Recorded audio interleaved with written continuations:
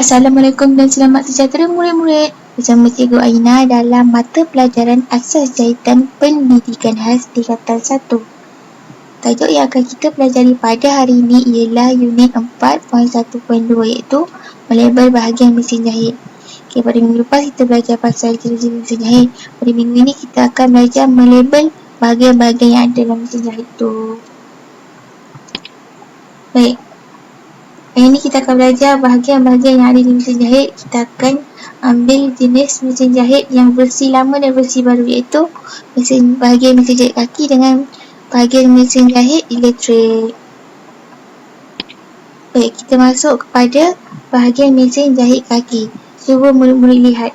Ada 13 bahagian yang ada pada mesin jahit kaki, iaitu yang pertama ialah tiang benang. Di bahagian atas ni, mengenai fungsi pada setiap bahagian mesin ni kita akan pelajari pada minggu hadapan, dan hari ini kita akan belajar bahagian-bahagian mesin sahaja, kita label saja. Baik, kita tengok bahagian yang kedua pula. Tiang benang yang kecil ni, kita tengok bahagian yang kedua pula adalah tuas pemegang benang. Yang ketiga pula, tuas pemegang benang yang ni.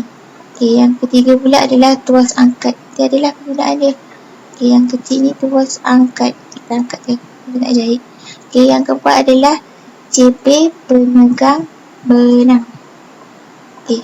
CP pemegang benang ini di bawah dia. Yang kelima adalah spring pemegang benang. Sini semua peranan-peranan benang lah. Benang pada kat sini. Yang keenam adalah pemegang. Yang keenam adalah penekan jahitan. Penekan jahitan kat sini. Bahagian ni. Di bawah penekan jahitan adalah yang ketujuh ni, gigi penolak di bawah ni. Adalah kecil, tak nampak kat sini. Kalau tengok betul, kalau ada kat rumah lagi boleh tengok.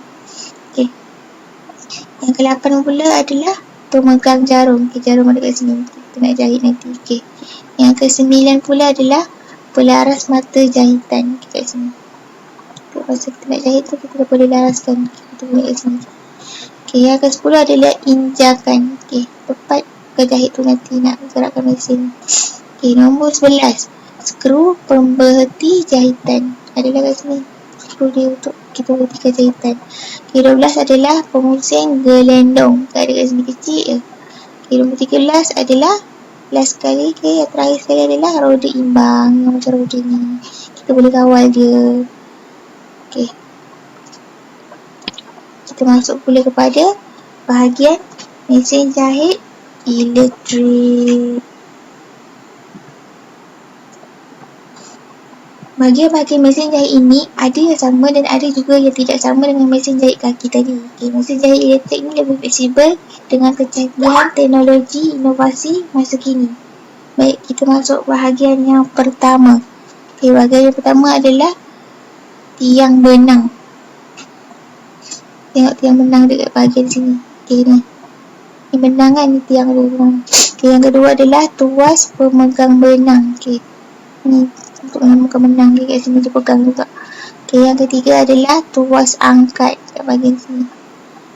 Yang keempat pula adalah CP penegang benang. Kita tegangkan benang kat sini. CP dia boleh kawal. Yang kelima adalah spring pemegang benang. Tengok kat bahagian sini, spring dia pemegang benang kat sini. Semua benang lah ni. Yang keenam, penekan jahitan kat sini bawah ni. Masa jahit tu awak boleh nampak lah. Kalau awak nak tengok, boleh tengok dekat rumah masing-masing ada. Yang ketujuh adalah gigi penolak. Gigi penolak dekat sini. Nombor 8, pemegang jarum dekat sini. Yang ke-9 adalah pelaras mata jahitan. Kita boleh laraskan mata jahitan kita ni. Kita boleh cetak kat sini. Yang ke-10 adalah pedal ni. Pedal. Kita gunakan tukar jahit akan gunakan tekan ni je untuk gerakkan mesin.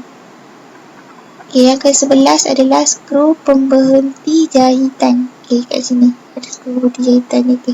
Ke-12 adalah pemusing gelendong untuk ni benang. Kat sini lah kecil je. Yang last sekali adalah roda imbang. Macam tadi betul roda, dia ni canggih sikit kan, so dia tutup bulat juga.